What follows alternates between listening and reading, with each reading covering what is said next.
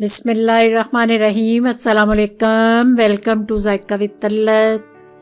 कैसे हैं आप सब? अल्लाह आप सबको अपनी हिफ्ज़ व ईमान में रखे, जहाँ रहें खुश रहें, आबाद रहें। आज मैं आपको बड़ी इजी भी है और बेटियों के लिए बड़ी मुश्किल भी है, रोटी चपाती और फुल्का बनाने का तरीका बताने लगी हूँ कि इसका आटा कैसे गूंदा जाता है और कैसे ये नरम रोटी तैयार होती है। ये वीडियो ज़रा जो मेरी बेटियां हैं वो ज़रा गौर से देखें तो इंशाअल्लाह ताला ये वीडियो देख के तो आपको बड़ा खूबसूरत फुल्का बनाना जो है वो आ जाएगा। बिल्कुल मेरे तरीके से आपने आटा गूंदना है। चलिए बनाना शुरू करते हैं। इसके लिए मैंने आटा लिया है, उसको आपने पहले छान लेना है। अंदर मैं थोड़ा सा नमक ऐड कर रही हूँ। नमक से रोटी का जायका जो है वो बहुत मज़े का बनता है, इसलिए थोड़ा सा आटे के मुताबिक आप नमक डाल लें। इसको छान के तो पानी जो है मैंने नीम गर्म लिया है। ये खासकर सर्दियों के लिए पानी जो है वो नीम गर्म होना चाहिए। गर्मियों में जैसा भी पानी होता है उसी से गूंदें।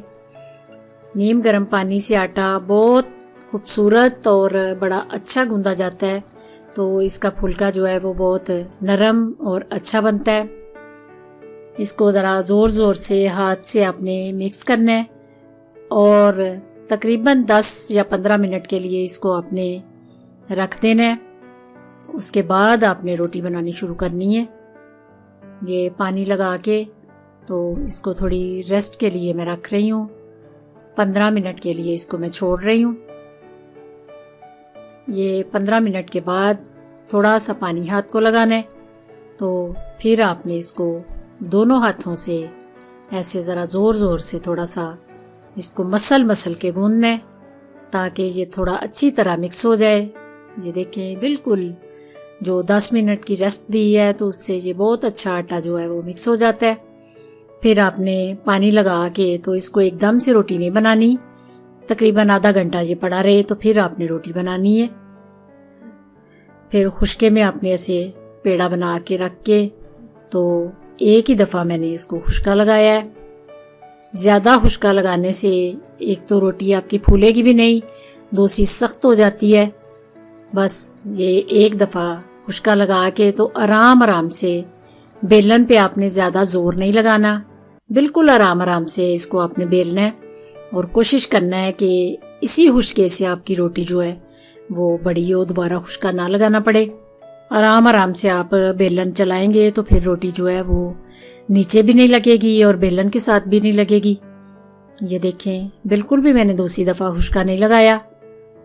खुश्का ज़्यादा लगाने से रोटी आपकी सख्त हो जाती है, इसलिए कोशिश करें कि ज़्यादा खुश्का ना लगे।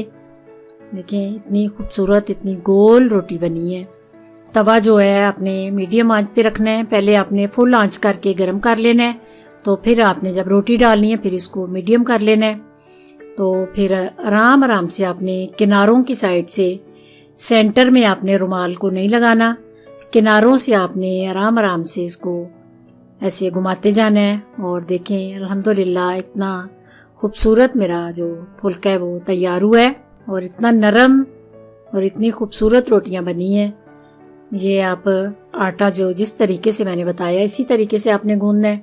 अगर ये रोटी बनाने का तरीका आपको पसंद आए तो अपने फ्रेंड्स में ज़रूर शेयर कीजिए।